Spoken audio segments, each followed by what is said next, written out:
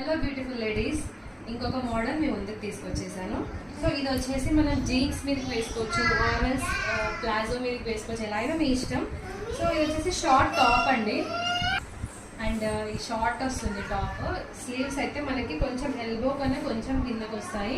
And yoke part దగ్గర చూసారు ఎంత బాగుందో ఎంబ్రాయిడరీ వర్క్, ఎలిఫెంట్. ఇంకా 3-4 దీని కాస్ట్ వచ్చేసి ఓన్లీ ఫర్ 399 ఫ్రీ షిప్పింగ్ అండి.